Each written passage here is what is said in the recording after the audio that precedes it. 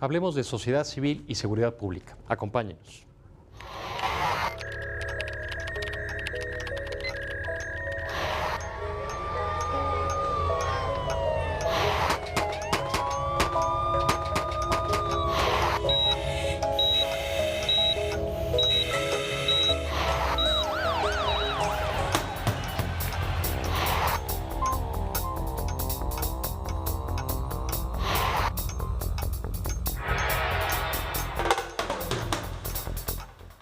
¿Qué tal amigos y amigas? Bienvenidos a una emisión más de su programa Expediente INACYPE. En esta oportunidad traemos un tema para ustedes muy interesante, que es el de la sociedad civil y la seguridad pública. Sin lugar a dudas estaremos de acuerdo que un problema que nos preocupa actualmente a todos los mexicanos es el de la seguridad pública precisamente.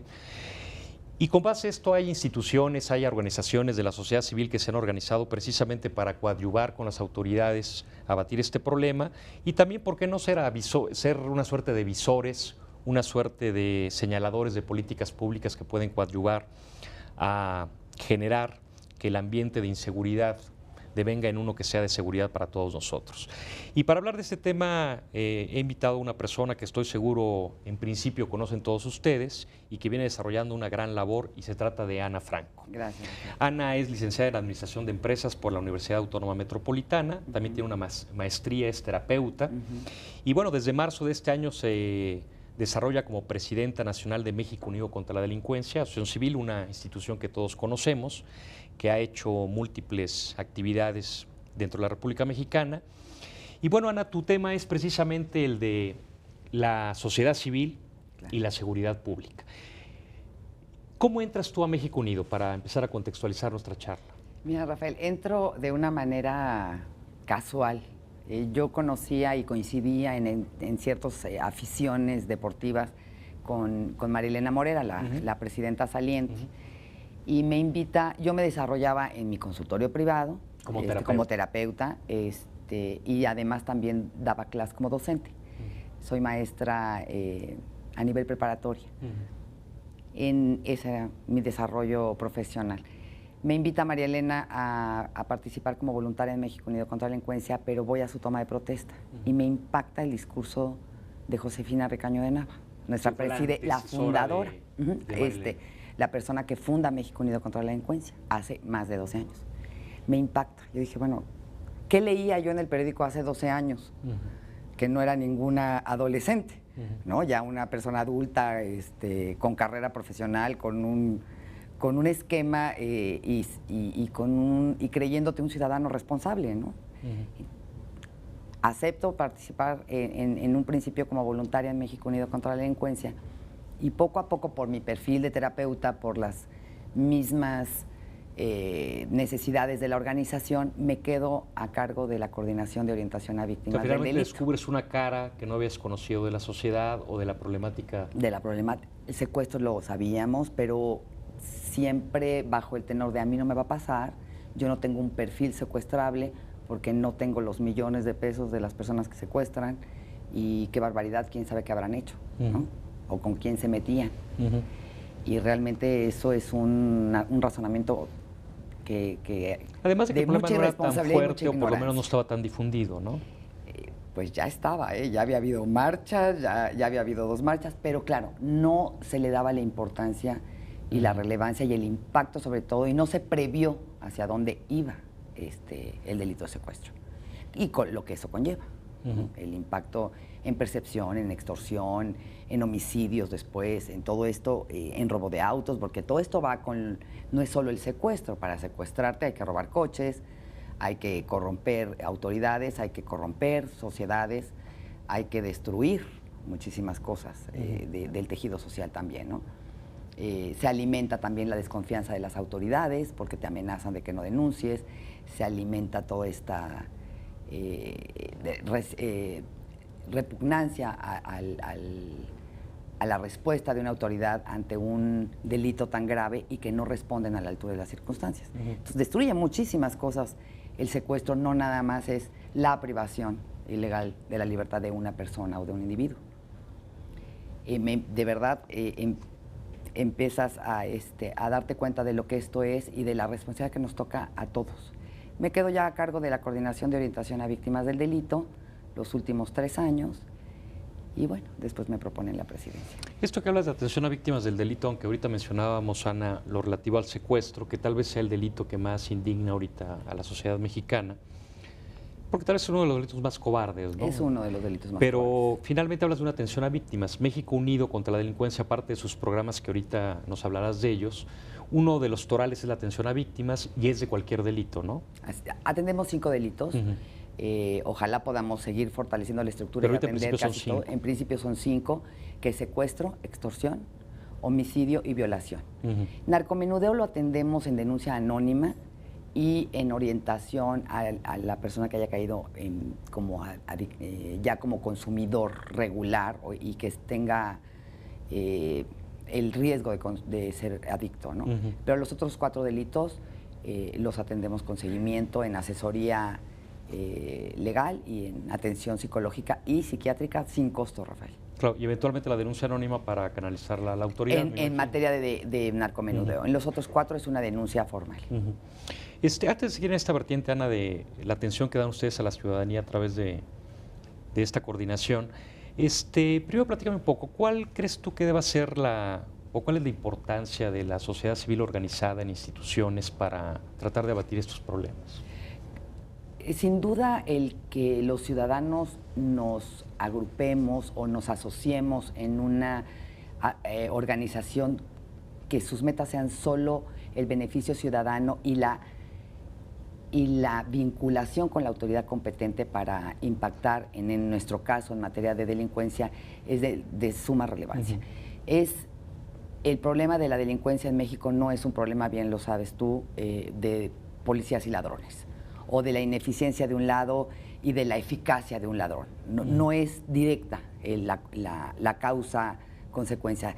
Se involucran muchísimos otros fenómenos en este fenómeno que es la delincuencia, y en muchos de estos fenómenos tenemos que ver los ciudadanos, porque los ciudadanos hemos podido ser testigos de delitos, o podemos haber incurrido en esos delitos, o ser cómplice, omitir información, no denunciar, no dársela a quien debe, y tampoco hemos exigido a quien debemos que lo resuelva. Entonces, estamos convencidos en México Unido contra la Delincuencia que si la sociedad se acerca a la autoridad que le compete resolver el problema del cual se está quejando, esa compartía de responsabilidades en mayor grado, por supuesto, a las autoridades, es la única manera de abatir la delincuencia. Porque si no estamos de la mano, si no nos organizamos y vamos apegados a derecho, con la responsabilidad que nos implica ser ciudadanos, pero exigiendo la obligación que tiene la autoridad de resolvérnoslo, solamente le damos el campo perfecto de acción a los delincuentes. Porque esta separación ellos la aprovechan. Sí, conocemos gente comprometida, como puede ser tu caso, en asociaciones civiles que precisamente pugnan por estos temas. Pero, por ejemplo, aquí no forma parte de estas organizaciones, Ana. ¿Qué les podrías tú decir? Porque creo que seguramente has tenido conversaciones, como ya las he tenido, en que gente expresa que quisiera colaborar o cuál es la mejor forma de destrabar este asunto, pero eventualmente dicen, bueno, es que no está en mis manos. O sea, yo no soy ni el procurador, ni soy el secretario de Seguridad Pública, ni soy el presidente. O sea, no está en mis manos resolver el problema. Pero yo pienso que sí está de alguna u otra manera en manos de cada quien hacer cosas. ¿Tú qué le dirías a la gente que no está, digamos, participando de manera activa en este tipo de sociedades? ¿Qué pueden hacer ellos en lo individual o sumándose a un esfuerzo, precisamente, por ejemplo, para combatir la inseguridad? Hay varios caminos, y es cierto. A todos se nos acercan y nos dicen, ¿cómo le vamos a hacer nosotros para cambiar esto que por tantos años se ha revuelto y que ha derivado en el problema que ahora nos aqueja?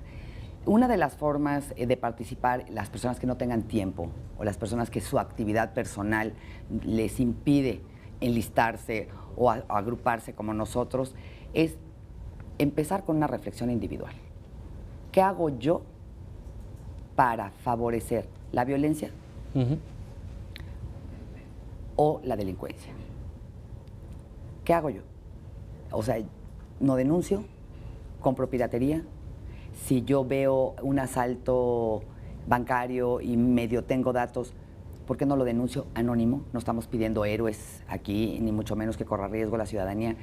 Pero de entrada, si yo no conozco ese tipo de casos porque soy una persona que está en mi casa o porque mi trabajo no me permite andar tanto en la calle y no soy testigo de nada, bueno, ¿qué hago yo para fomentar la ilegalidad y la violencia? La violencia es un problema que no estamos atendiendo y que no estamos dándole el peso debido. Sí, que aparte no necesariamente es para afuera, puede ser intrafamiliar, ¿no? Por supuesto, por supuesto. El generar violencia genera siempre más violencia y esto, la probabilidad de que se haga un delito o una comisión de delito en este aumento de violencia es muy, muy probable que se cometa. Un joven, un hijo mío, adolescente o de 11, de 12 años, que empieza a comportar violencia en la escuela, en la colonia, y que yo lo veo como parte de la edad y que no lo atiendo, esta violencia se puede cometer después en una persona que comete un delito. Y no porque él sea un delincuente, sino porque la misma violencia lo va llevando de tono. Entonces, creo que las personas, cuando nos sentamos actores de esta sociedad, porque es la base de la sociedad, somos los individuos, y después lo conformaría la familia, por supuesto una sociedad, un municipio, un país, en esa escala. Pero los individuos somos la base de este país, los ciudadanos. Si nosotros procuráramos no cometer delitos, no fomentar, delitos aunque sean administrativos, no fomentar la violencia y denunciar todo lo que sabemos, y al interior de nuestra familia fomentar y exaltar los beneficios de vivir en la legalidad, podríamos nosotros mover ese espacio. Claro, yo creo que es la clave, lo que acaba de decir legalidad, vivir en la cultura de la legalidad. Así es. ¿No? Hay incluso actualmente un anuncio, no sé si ustedes tienen que ver en eso, es que trata un poco de si empezamos a tolerar las conductas menos, al rato estamos tolerando las más, ¿no? Claro. Me refiero al anuncio en que un policía solicitó una mordida, la señora le dice cómo nos arreglamos, y según la historia de este comercial, después es un secuestrador, ¿no? ¿Ustedes tienen algún programa de cultura de la legalidad? Porque decías de los delitos menores, que podemos decir que son las infracciones administrativas, ¿no? Claro. El programa lo grabamos acá en el sur de la ciudad, yo vengo del sur, y por ejemplo veo, Ana, comportamientos que pueden parecer menores o pueden parecer nimiedades, pero creo que eventualmente nos indican mucho de nuestra forma de ser. Por ejemplo, pasarse de un carril lateral de periférico a un carril central por el camellón, por ejemplo. Y lo hace la gente ya de una manera absolutamente ordinaria. Claro. O camiones de transporte público bajando gente o subiendo gente en los carriles de alta velocidad de periférico. Claro. O el transporte público, peceros, que no existen los altos para ellos. Claro. Es decir, si les toca estar al inicio de la línea en un semáforo, no hay semáforo para ellos. Claro. Digo, y también nosotros como no parte No del transporte respetar, público. claro. Entonces, ¿ustedes impulsan algo de cultura de legalidad desde el cumplimiento de eso? Tú dices, no comprar piratería, por ejemplo. Claro, claro.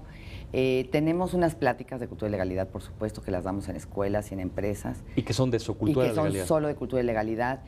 Tenemos un programa, un taller, especie de diplomado, para pequeñas y medianas empresas, todo en cultura de legalidad. Tenemos un convenio firmado con Secretaría de Educación Pública y un convenio firmado con Secretaría de Seguridad Pública para capacitar a profesores y a los capacitadores de los futuros policías federales en materia de legalidad y crear conciencia. También tenemos conciencia. Tenemos un programa ahorita nuevo que estamos promoviendo que se llama Recorrido por la Legalidad y es muy lindo porque todo mundo nos recordamos, los que estudiamos civismo, de que era aburrido, ¿no? Y a alguien se le ocurrió quitar civismo. Sí, durante años desapareció, creo que ya lo acaban de incorporar, ¿no? Claro, y es una de las pugnas que ha hecho México Unido con mucha constancia, que se retome la importancia de lo que es la educación cívica o la cultura de legalidad o la ética ciudadana, como le quieran llamar, porque no es cosa menor. Claro. Vivimos pues en sociedad. Es un programa muy interesante que te pido que ahorita nos hables de Lana, pero tenemos que hacer un corte que es muy breve. Sí. No se vaya, regresamos. Claro.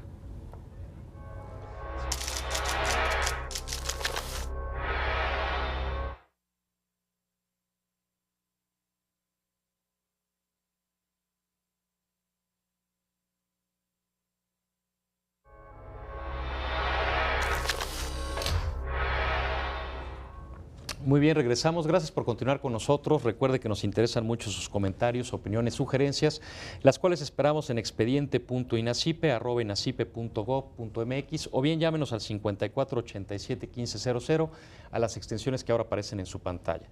Les recuerdo que estamos hablando de sociedad civil y seguridad pública con Ana Franco, presidenta de México Unido contra la Delincuencia. Ana, estábamos hablando de los recorridos por la legalidad, pero antes quisiera regresarme un poquito. Entramos al tema de la atención a víctimas que hace México Unido, de estos programas que tiene sobre cultura de legalidad, este convenio con la SEP, con la función pública, el hecho de insistir para lograr que exista nuevamente el civismo. Pero me voy a la pregunta más amplia. ¿Cuál es el objetivo de México Unido en términos generales? Nuestra misión, contamos con una misión específica, a la cual tenemos más de 12 años siguiendo, que es el de ser un vínculo, crear las condiciones necesarias para acercar a la sociedad civil con la autoridad, para sumar esfuerzos en contra, ser de verdad el promotor de ese acercamiento, de ese ir de la mano, de ese ir en conjunto, puente, vínculo, para sumar esfuerzos en contra de la delincuencia y, por supuesto, a favor de la legalidad y de la justicia. Y bajo este gran objetivo, entonces ya se empiezan a desgranar una serie de programas en específico. Me imagino que uno de los más importantes de atención a víctimas. Por supuesto.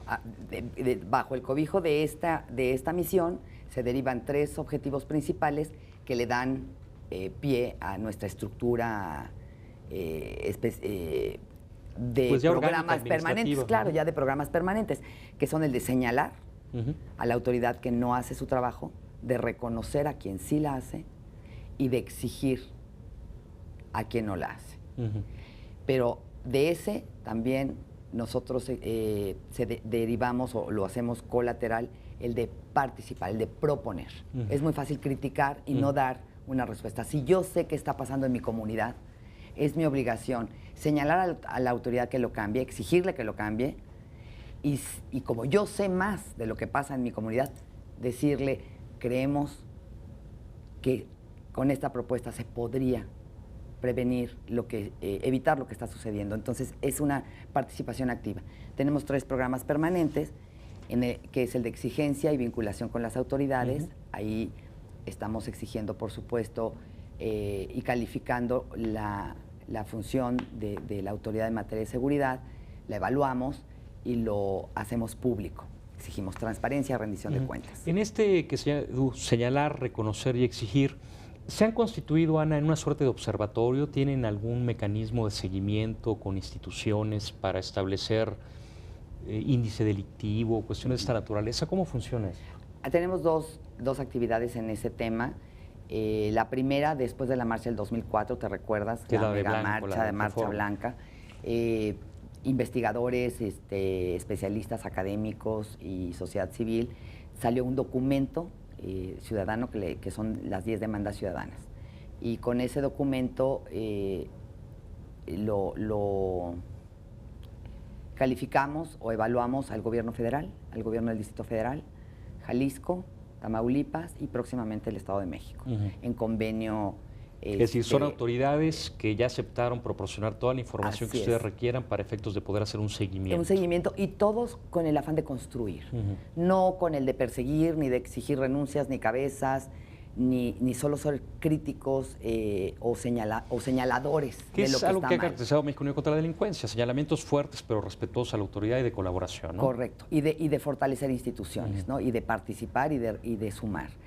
Y la otra actividad que tenemos en esta materia es fuimos los promotores del acercamiento con otras organizaciones civiles y otro tipo de organizaciones como sindicales, como empresariales, universidades, diferentes universidades, y entre todas en conjunto, en paralelo, sin ningún protagonismo de ninguna organización, conformamos ya el Observatorio Ciudadano. Ya está organizado, ya está materializado, ya tenemos director, se está trabajando en los indicadores y pronto lo daremos a conocer. Entonces, por observatorio vamos a entender primero que hay un mecanismo de monitoreo. Así es.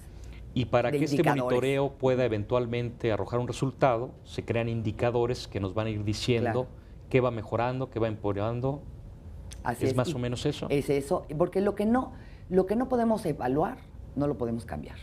Tenemos que saber exactamente qué sucede y tenemos que tener unas cifras que sean homogéneas en todo el país. Los indicadores es algo muy complejo y tú lo sabes muy bien, es tu área. En algunos estados el secuestro express lo tienen evaluado como robo con violencia. Sí, están tipificados de diferente manera. Y las penas tampoco están homologadas, los protocolos tampoco son uniformes. Entonces, los indicadores que nosotros vamos a desarrollar serán en consenso a medición nacional con expertos y estaremos constantemente nosotros generando esos indicadores, esos paralelos para medir hacia dónde está yendo la función de la autoridad y hacia dónde se debe atacar y prevenir. Ahorita que mencionabas esto, Ana, pues efectivamente al tener 32 entidades federativas, 31 estados de Distrito Federal, pues eso implica que tenemos 32 códigos penales. Correcto. 32 códigos de procedimientos penales. Bueno, creo que Aguascalientes tiene un solo código, pero aparte el penal federal y aparte el militar nos da más o menos 66 códigos. Tú no eres abogada, pero en principio ustedes son de la idea de que hubiese un código penal para todo el país. Yo creo que en los delitos graves debería de homologarse. Estamos de acuerdo, estaremos ciertos de que las condiciones de un estado, a lo mejor del sureste, no son las mismas condiciones de la frontera norte o del Bajío frente a alguien que está cerca del área metropolitana, que sean distintas las condiciones y las poblaciones y los municipios. Entonces, y los misma comisión de delitos. Hay comunidades donde el delito más grave es que te robaron tu ganado. Entonces, pues no sería necesario que tuvieran, cosa que no pasa en el DF. que no pasara, ¿no? Pero aquellos que nos agravian, especialmente Pero, como secuestro, puede estar tipificado igual en todo el país. ¿Cómo sería secuestro? ¿Cómo sería violación? ¿Cómo sería trata de personas? Robo de niños, que es gravísimo, que claro que hubiera ese mismo código penal para todos. Bueno, entonces decías que primero es este gran programa que es señalar, reconocer, exigir, que de alguna manera se traduce en el Observatorio Ciudadano. ¿Ustedes dan resultados de las mediciones, Ana? ¿Ya las están dando o eso está en construcción? ¿Es mensual? ¿Se puede ver en su página? Las damos semestral, están de todos modos, las subimos a la página de internet, se las damos a la autoridad y las damos en conferencia de prensa a la ciudadanía al estado que estemos evaluando, o en este caso lo del gobierno federal. Ahorita estamos preparando la del DF, saldrá próximamente. Esa es una parte. Y la otra parte es uno de los programas que nos comentas que ya tienen su cara en atención a víctimas, recorrido de la legalidad. Que es el primero, el que le da vida a México Unido contra la Delincuencia, que es el de orientación y atención a víctimas del delito. En ese programa permanente damos pláticas de medidas de prevención en situaciones cotidianas, también damos de prevención en secuestro, extorsión, en la importancia de no consumir sustancias ilegales, vinculado todo a los delitos, no lo tenemos en la parte terapéutica o médica, la damos ligada a lo que sería el delito. La mayoría de los delitos que se cometen en este país, cuando lo comete un joven, la probabilidad de que vaya bajo el impacto o influjo del alcohol o de alguna droga ilegal es muy alto. Entonces ahí hay que atenderlo en ese sentido. También damos en esa área, por supuesto, todo lo que es atención psicológica o psiquiátrica sin costo. Y no nada más a la víctima del secuestro o del delito en sí, sino a la familia y a los involucrados. Porque en muchas ocasiones el mejor amigo o el mejor compadre de la familia se ve más afectado por el secuestro de un individuo que la misma familia de sangre. Y pareciera que entonces a ese no lo tienen que atender nadie.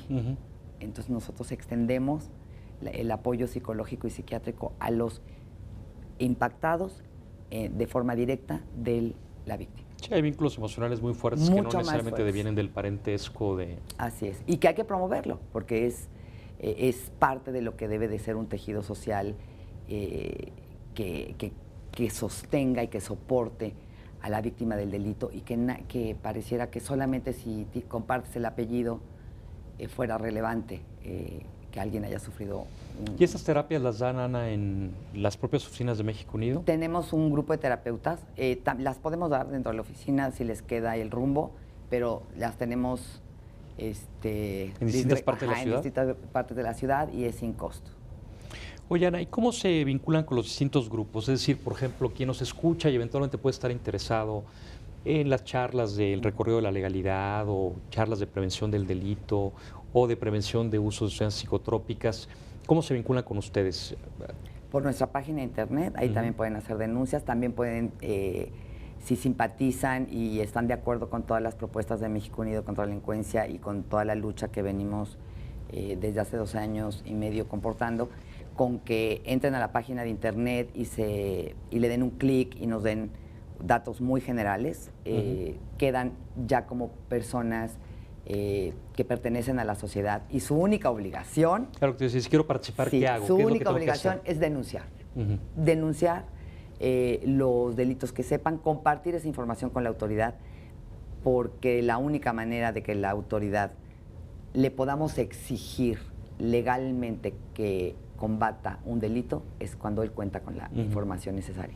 Sí, que además de que efectivamente es cuando se le puede exigir a la autoridad, que es una parte muy importante que se hace al principio, la única forma que tenemos para estar bien atendidos en términos de seguridad o procuración y prestación de justicia es exigiéndole a quien le tengo que exigir. Muchas veces no sabemos ni a quién le tenemos que exigir. Claro. Pero además esto pasa por el hecho de que la autoridad, al tener conocimiento de una denuncia, no solamente tiene la obligación de perseguirla, sino que eso le ayuda a hacer un mapa delictivo de dónde están ocurriendo cosas, ¿no? Claro, y además te da mucho más material para prevenir y alertar o visualizar hacia dónde apunta la delincuencia. La denuncia es la herramienta ciudadana en materia de inseguridad. Es la única arma o herramienta que tenemos los ciudadanos frente a un delito, de denunciar, de colaborar para sumar en contra de la inseguridad. Claro, y que se vaya persiguiendo. Y además de exigir, porque también para la autoridad le queda muy cómodo. Yo no sabía, a mí yo tengo 2 denuncias y tú me estás diciendo, a eso me refiero. Entonces, no, y no se pueden trazar genera, mapas, porque si de pronto dicen, bueno, es que miren, en este callejón asaltan a 10 personas al día, bueno, pues yo no tengo ninguna referencia. Yo no tengo por referencia, ejemplo, ¿no? claro, y le queda cómodo. Y no le podemos exigir como debemos. Y tenemos que hacer muchos cambios en materia legislativa también. Creo que en ese sentido nos quedamos rezagados por muchos años y tenemos que hacer muchos cambios, pero en orden, y finalmente fortaleciendo la participación de los ciudadanos, la exigencia legal y fortaleciendo instituciones, porque en la medida que se fortalezca una institución encargada en materia de seguridad, podremos nosotros, ellos podrán exigir y abatir la corrupción. Hablábamos al principio de las faltas administrativas, esta salta de camellones o esta que yo pueda entrar a un bar con una identificación falsa. Sí, claro, y ¿verdad? tirar basura y todo ese tipo de tirar infracciones basura y que me pase altos y que... O que seguimos hablando por celular. ¿Y por qué lo hacemos? Porque no pasa nada. Porque podemos y no pasa nada. Si tuviéramos una institución fuerte donde dijera, esto es claro que la consecuencia es esta, de verdad nosotros lo haríamos menos.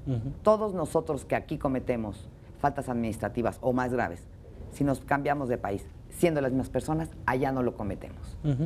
Sí, es lo que alegan mucho en la frontera norte, ¿no? Por ejemplo, el Colegio de la Frontera Norte, que promueve mucho la cultura de la legalidad, son sus ejemplos más recurrentes, ¿no? Que los mismos ciudadanos de la zona fronteriza tienen una actitud de un lado de la frontera, que es nuestro país, y muy distinto en el otro, ¿no? Y igual los turistas. Pero porque saben que si algo pasa allá, efectivamente habrá una sanción de tipo administrativo, una multa, retiro de licencia, etcétera. Claro. Entonces, tenemos nosotros que reflexionar sobre eso. Nosotros, es una manera en la que hemos sido copartícipes de la ineficiencia de nuestras autoridades. Nosotros nos queda también más cómodo no ir a denunciar, nos queda más cómodo porque es una pesadilla. Aquí un llamado a todos los ministerios públicos, sabemos que tienen mucho trabajo, pero es parte del esfuerzo que tenemos que hacer todos, ¿no? Ellos tener una actitud receptiva y sensible ante la denuncia de alguien y nosotros asumir la responsabilidad que tenemos ir a denunciar. ¿No? Ana, México Unido contra la Delincuencia fue uno de los impulsores y firmantes, por supuesto, de este Acuerdo Nacional por la por la seguridad. ¿De qué manera participan ustedes? ¿Cuáles son los compromisos? ¿Qué están haciendo? Pues México Unido contra la Delincuencia ha tomado con mucha seriedad y seguimiento y disciplina el Acuerdo Nacional por la Legalidad, la Justicia y la... Ya se me olvidó la tercera. ¿Seguridad? Seguridad, ¿no? Por la seguridad, la legalidad y la justicia. Que uno debe ser el observatorio, ¿no? De ahí se deriva el observatorio. Nosotros ahí también exigimos el cambio de la ley, la elaboración de la ley de telefonía celular. Exigimos también... Esta que establece ahora la obligación de registrar a todos la telefonía móvil, porque eran anónimos. Estamos ahora, también queríamos la ley de seguridad de Policía Federal, la ley una ley general de Policía Federal que ya entró en vigor. Queda en el tintero todavía una ley de secuestros que está en el Senado, todavía no pasó en esta administración, en este periodo. Esperamos que ahora en septiembre la avancen. ¿Cuáles son los puntos porque no hay una ley general en esta materia? Que se incluya más los derechos de las víctimas y que se homologue en todo el país, la un poquito lo que hablábamos. Una ley general de secuestros, sí, porque quedan los secuestradores en penales que no son de alta seguridad y desde ahí siguen operando. También la creación de cárceles especializadas para delitos... ¿Quién comete este tipo de delitos? De alto impacto, claro. Y actualmente estamos dando el seguimiento a toda la creación de la cédula de identidad única, que para nosotros en materia de seguridad tiene una gran relevancia. En este país, el ser anónimo casi es sinónimo de delincuente. Ahora, ¿por qué crees que ha habido voces, ahorita que tocas este tema, que se están oponiendo a la cédula de identidad nacional? Creo que es muy válido escucharlas, porque siempre todo te la pregunto porque yo no lo termino de entender del todo. Bueno, es curioso, acá siempre se va a involucrar el aspecto negativo, ¿no? La desconfianza, el seguir pugnando porque no confiemos en nuestra autoridad. ¿Quién nos va a garantizar que esos datos no los van a usar para otro tipo de actividades, qué sé yo, políticas, electorales, o de vigilancia o de acoso de la autoridad hacia los ciudadanos? Bueno, en verdad es que lo que tenemos que saber y por lo que nos tenemos que preocupar es del blindaje y de la institución que se va a encargar de tener porque de hecho esos los datos ya se los proporcionamos al IFE. Nosotros... yo no tengo datos para asegurarlo, pero yo me imagino que el porcentaje de gente que se empadrona para la credencial de votar, en gran medida es porque necesita una identificación. Y la CURP. Somos ya muchísimos millones de habitantes que tenemos un CURP porque en materia de trabajo te lo exigen, o académico. Sí, es más, ya los piden con la actividad. cédula fiscal, ¿no? Entonces, claro, estamos identificados. Las personas que tenemos una actividad lícita, estamos identificados. Tú tienes un teléfono fijo a tu nombre, saben en dónde está ese teléfono asignado, a qué dirección. Tenemos un IFE, tenemos una licencia de conducir, tenemos un pasaporte, tenemos el CURP, tenemos un acta de nacimiento legal. Pues el temor sería tenemos un pasaporte. Con respecto a quien no está tal vez en una actividad del todo clara. Nosotros ya estamos identificados, nosotros ya estamos en la base de datos de nuestras autoridades. Lo que no están es reunidos y están dispersos. Muchos tenemos Seguro Social, otros tienen ISSSTE, muchos tenemos créditos en el banco, Infonavit, qué sé yo. Sí, que al principio va a facilitar cosas porque vamos a tener un solo número para todos. Facilitaría. Y en materia de delincuencia porque aparte, sería un crucial. asunto que tiene que ver con esto, los menores de 18 años no tienen con qué identificarse. No, o un bebé, te lo roban, te lo sustraen pues por 6 meses. En el acta de nacimiento, tal, pero digo, no hay ¿y ningún si le otro queman dato el que dedito? Claro. Ya no lo puedes identificar. Pero aparte identificar. no se puede identificar más que con la credencial del colegio. Y crecen. ¿Cuántos delincuentes no se han hecho cirugía plástica? Muchos delincuentes se han quemado las huellas para que después no sean identificados. Muchos portan 3 o 4 identificaciones falsas, porque la creación de las otras credenciales tienen otro objetivo. La credencial del IFE, si bien ahora nos sirve como identificación oficial, el objetivo es sí, es votar, poder y votar. No sirve de identificación oficial porque no hay otra. Claro. Y es para votar. Bueno, puede haber pasaporte, pero digo, es la que se ha generalizado, ¿no? El acta de nacimiento, pues no vas a andar con tu acta de nacimiento de este tamaño. No, y aparte no trae foto. No trae foto, porque tiene otro objetivo, tiene un objetivo específico.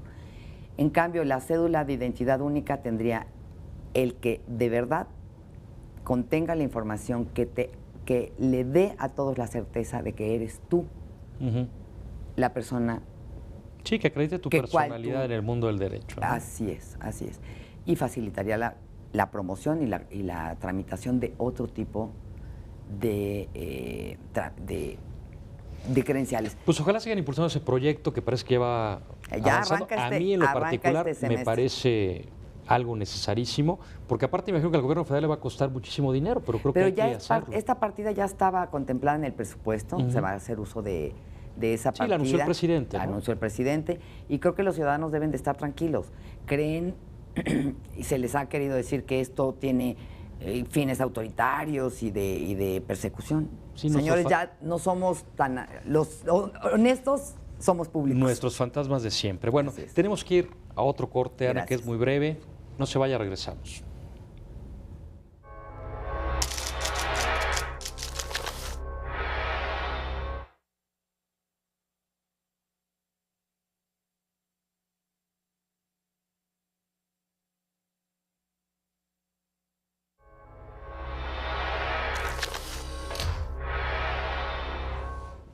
Muy bien, regresamos. Gracias por continuar con nosotros. Recuerde que nos interesan mucho sus comentarios, opiniones, sugerencias, las cuales esperamos en expediente.inacipe@inacipe.gov.mx, o bien llámenos también al 5487-1500 a las extensiones que ahora aparecen en su pantalla. Les recuerdo que estamos hablando de sociedad civil y seguridad pública. Nos acompaña Ana Franco, presidenta de México Unido contra la Delincuencia. Estamos en las propuestas, esta ley de secuestro para que sea un delito federal, que eventualmente los perpetradores estén en prisiones de máxima seguridad, este proyecto de la cédula de identidad nacional. ¿Qué otros temas están empujando ahorita, Ana, y que son del interés de ustedes? El que más nos importa es el de crear de verdad una conciencia y una participación de las autoridades junto con la ciudadanía en materia de prevención. Creemos que estamos convencidos en México Unido contra la Delincuencia que el detener la cantidad de secuestradores que han detenido este año, que bien es algo de reconocer, y por supuesto siempre lo hemos reconocido cuando se captura este tipo de personas, el construir las cárceles, el hacer cambios en materia legislativa, en que estemos esperando una reforma penal la cual está ahora sentándose las bases y que esperamos que esto desahogue muchísimas funciones de la Procuración de Justicia. En materia de prevención estamos muy atrasados. Y la única manera de equilibrar la generación de delincuentes en este país es trabajar en prevención. Si solo le estamos apostando a penas más rudas, a más cárceles, a materia legislativa, a la captura, a las actividades policiales o militares o de fuerza, lo que sea, y no trabajamos en prevención, seguiremos la ciudadanía produciendo delincuentes. Sí, claro, es un atacar efectos. Tenemos que ir en paralelo. Tenemos que trabajar en todo lo que no se trabajó, tenemos que fortalecer nuestras corporaciones policiales, por supuesto, hacer cambios en Procuración de Justicia y Administración de Justicia. Todo eso se está como preparando y cocinando, pero se está trabajando muy poco en materia de prevención del delito, que lo que iniciamos en Cultura de Legalidad. En materia de prevención, que por supuesto ahí entra educación, entra religión, entra familia, desarrollo social, todo esto. Yo creo que uno de los problemas, como lo han señalado los expertos, es que México es una sociedad muy desigual.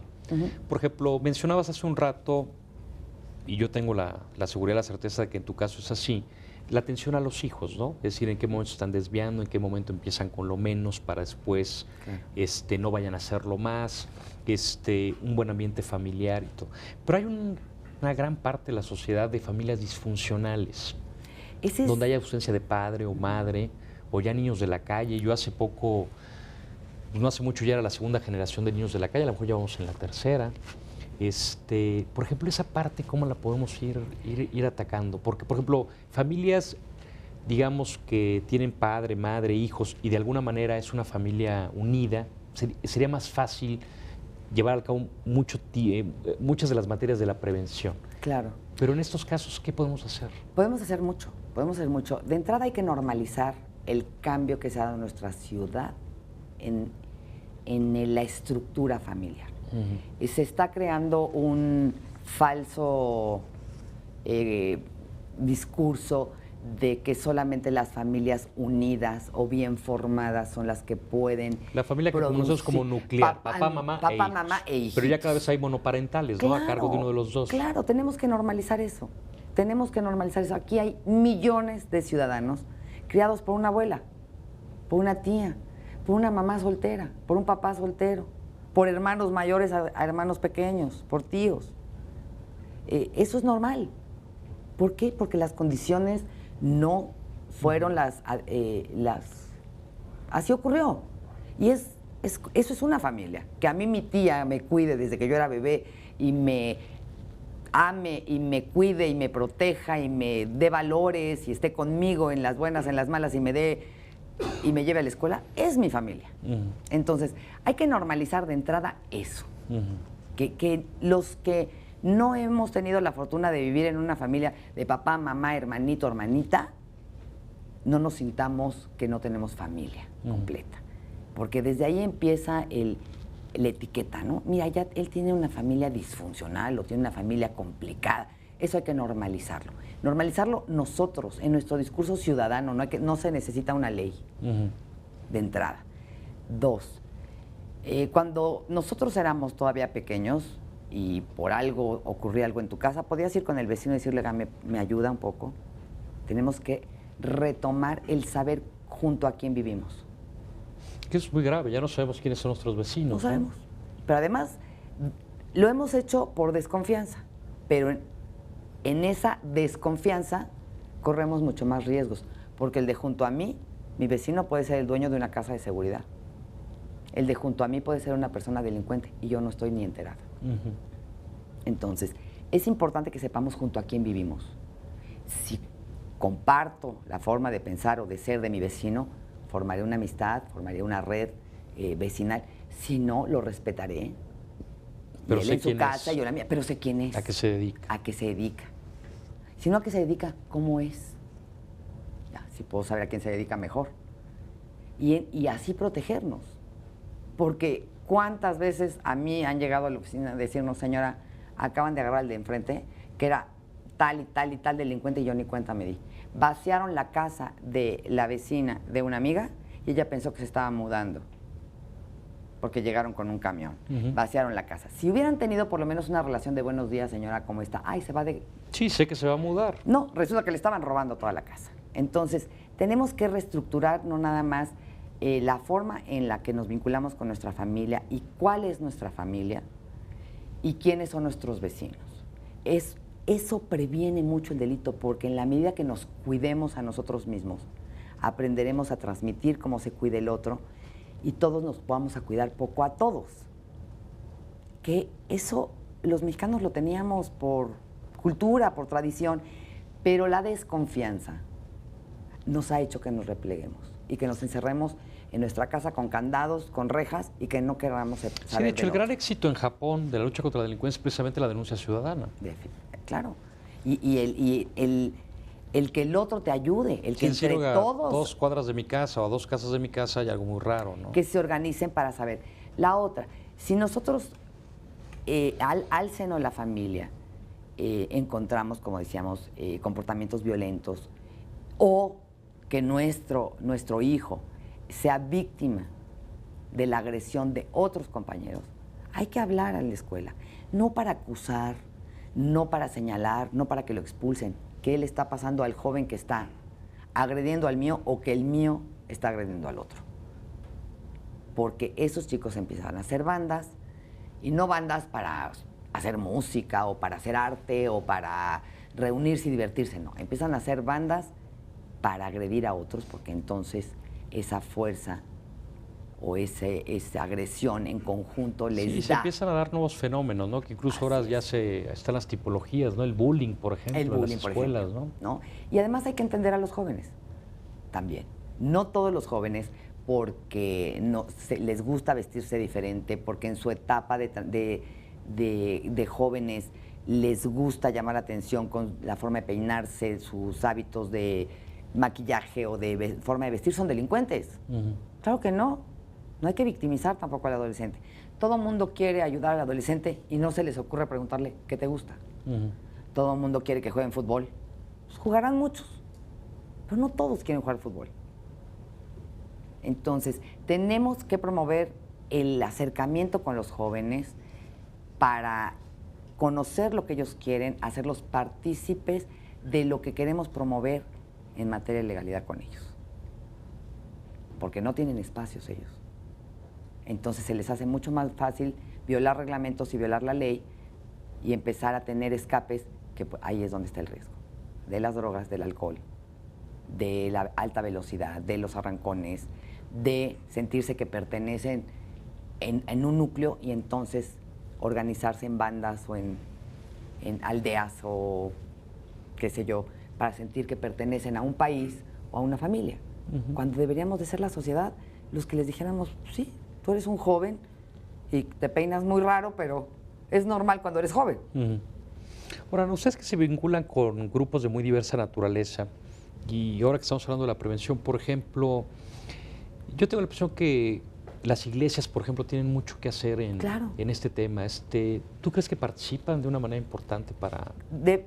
Hay muchas que lo hacen bien. De hecho, en el acuerdo hay representantes religiosos y morales. Aquí nos toca a todos.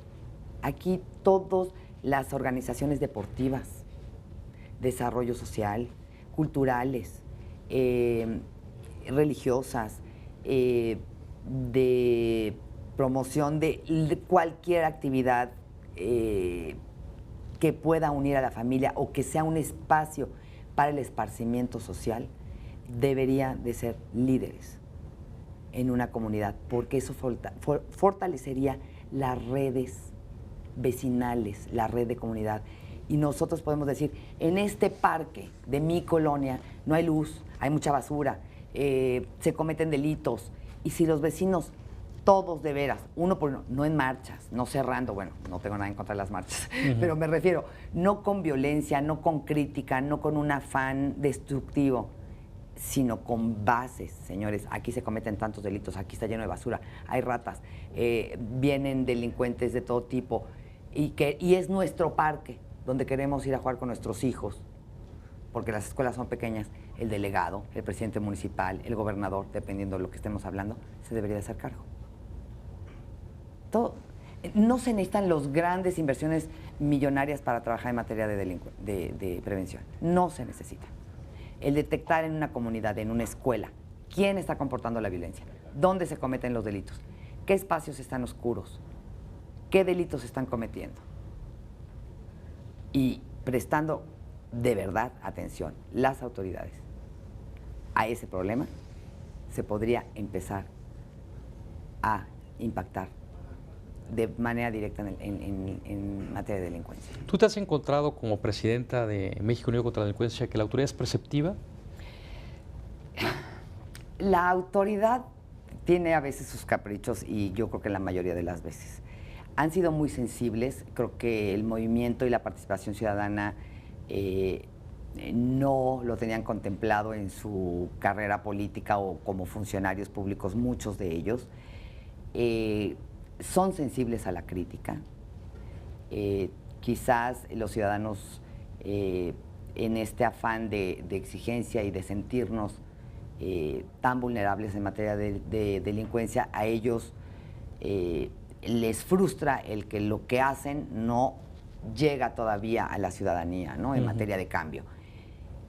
Pero en México realmente el problema es que los servidores públicos y en materia de seguridad solamente responden a aniversarios, a fechas, a elecciones, a medios o a la foto.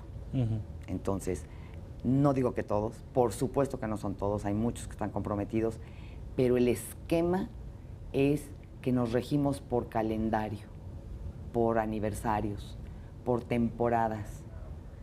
Y eso es grave. Y los ciudadanos nos cansamos y dejamos de ser disciplinados e insistentes. Que es una de las cosas importantes de estar organizados en asociaciones como la tuya, ¿no? Que ya es un mecanismo permanente de vigilancia, supervisión y de estar recordando. Y estar exigiendo la rendición de cuentas, ¿no? Claro, porque viene un caso mediático y qué horror el caso y nombran a la víctima, que es terrible. Entonces México Unido tiene que salir, oigan señores, sí, pero no solo es él, ¿eh? Tenemos 12 años y medio reportándole tal y tal y tal, o sea, no es el de ahorita, ¿no? Esto, entonces, es como reacciones. Tenemos que acostumbrar a nuestras autoridades a ser disciplinadas, a transparentar y reducir sus controles porque se les va en mucha burocracia y hablar con la verdad. Y también los ciudadanos hemos aprendido de ellos.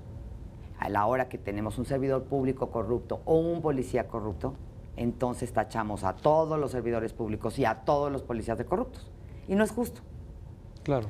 Entonces, pero realmente debe de venir de las autoridades el ejemplo. Ellos deben de ser los disciplinados, los que simplifiquen sus procesos, los que transparenten y los que hablen con la verdad.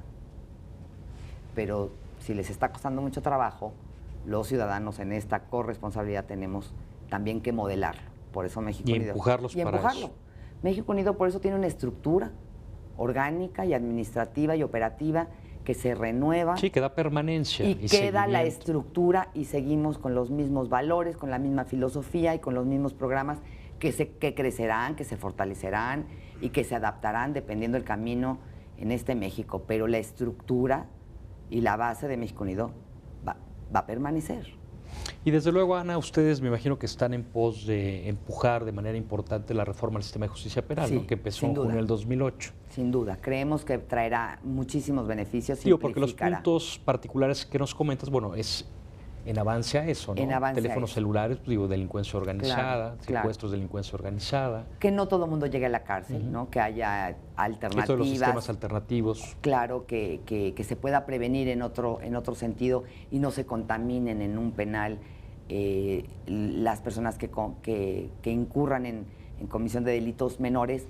Y que la oralidad en el proceso, claro, todo esto. Y la agilidad, ¿no? Y desahogaría muchísimo el trabajo del Ministerio Público, ¿no? Que está sobrepasado estos expedientes que de verdad, qué pena que tengan que leer tanto, ¿no? Sí, son kilos de papel. Ana, ¿cuál es su página de México Unido? www.mucd.org.mx. Está muy fácil. Entonces, es de México Unido contra la Delincuencia. Las siglas de México Unido contra la Delincuencia. Org de organización. Y MX de México. Y nuestros teléfonos es 5515-6759. Bueno, de cualquier manera, amigos, pondremos en la página de Expediente INACIPE del Instituto Nacional de Ciencias Penales los datos de México Unido contra la Delincuencia, que estoy cierto, mucha gente los conoce, pero para que puedan conocer sus programas y contactarse con ustedes. Ana, estamos llegando al final del programa. Yo no tengo más que agradecerte que hayas aceptado esta invitación. Rafael, gracias por el espacio. Para hablar de la sociedad civil, para hablar de tu organización, que muy bien conocemos, pero gracias. Con ciertos datos ya más específicos. Y te comprometo que nos invites a darles medidas preventivas a todos los ciudadanos. Por supuesto, y también ahorita que dices esto, invitarlos, el 25 de agosto va a estar Ana Franco en el Instituto Nacional de Ciencias Penales para platicar de sociedad civil y seguridad pública. Y bueno, mientras tanto, ahora no queda más que despedirnos. Gracias por su atención y nos vemos el próximo lunes a las 7 de la noche. Gracias.